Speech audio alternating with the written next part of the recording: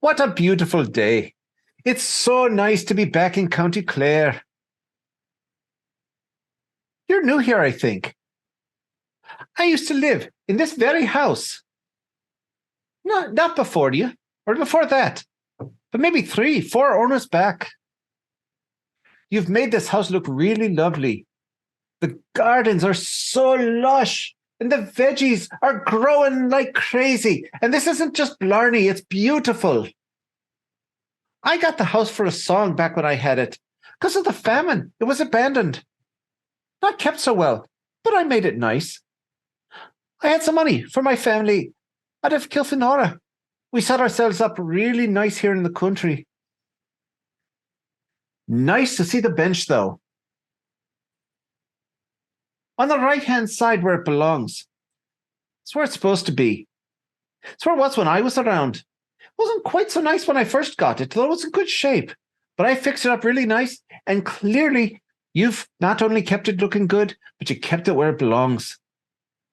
You always keep it on the right to make sure only the good spirits come to visit. You know, I was sitting in that very chair when I saw a traveler come up. He says to me, "You should be looking for your money." I said, "What do you mean?" He says, "Your money, it's not where it's supposed to be." I says to him, "I have my house, I have my business, I know where my money is." He says to me, "Well, maybe, but if I was you, I'd be looking for it." Strangest thing then. I opened my eyes, and it was night. The stranger wasn't there. Did I dream about him? I don't know. But I'll tell you something for nothing. I went into town the next day to look at my business. And my 2 partners, 7 years we worked together. And they cleaned me out. They'd taken it all. I had to go to the city to rebuild my life. You know, I don't know if I actually saw this traveler. Or maybe I just dreamed him. But I'm guessing it was a Pooka. A Pooka? What do you mean you never heard of a Pooka? Lots of folks, they go naming their pets Pooka, not realizing they're naming it after a mischief spirit. Then it misbehaves, and what do they expect to happen? Lots of references, though. You ever see Harvey? 6-foot rabbit. Talks a lot with Jimmy Stewart. Yeah, it's invisible to everybody else, but Jimmy can see it. Okay, well, there's a newer movie, Donnie Darko. He gets a rabbit, too. It's a person with a big rabbit head. That's a Pooka. All right, fine. Surely you know the play Midsummer's Night's Dream? The character Puck. Well, who do you think that was referring to? The name's not no accident. That Bill Shakespeare, he's got a brain on him. Puck, Pooka. Yeah, mischief. Exactly. Okay, so those are stories that you should have heard. But you're from around here. Do you remember the story of Pat Sullivan and his ride? 50 years ago, the 2 Boulders Club on the edge of town. Pat was stumbling when he got out of there, more than other nights. And he knew he'd have to be catching heck from the missus for it. A couple of folks see him wander up to a horse and get on. They don't know what he was stealing it, or he just thought it was a good idea at the time. Funny thing is he walked to the pub, so it's not like he needed the horse. But horse trotted off all nice towards his house. Nice as can be. It's not how it turned out. Next morning, Pat says he finds himself 15 miles away, raving about the hell ride he'd gone on the night before. Soon as that horse was out of sight, it headed into the forest with the low branches, jumping over walls, even McClugan's, and that wall's 7 feet tall if it's a one single.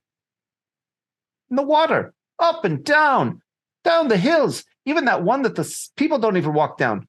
He says the horse went down as if it was flat. Well, through it all, old Pat says he was just holding on for dear life. And the horse would never let him fall, but it never let him off either. He said finally he closed his eyes and just prayed super earnest-like. He woke up in a field with nothing but a few scratches on his knees and one heck of a hangover. Well, Whatever hell he went through that night, I'm sure it was nothing compared to what his missus said when he stumbled into dinner time the next day. He's been gone for 24 hours. Now, he swears it all happened, but nobody saw him come back. So he kind of appeared in town and sulked over to his house. I think he met a Pooka, who maybe wanted to have a bit of fun with him. Maybe teach him about a lesson in manners and respect. Or maybe he just wanted to remind people not to ride a Pooka without being asked. Nobody's done that so well since Brian Boru, character back 1,000 years ago. That's a whole other story. And speaking of stories, there's as many stories about Pookas as there are Pookas. Every single county in Ireland has its own Pookas, and each one of them making its own stories.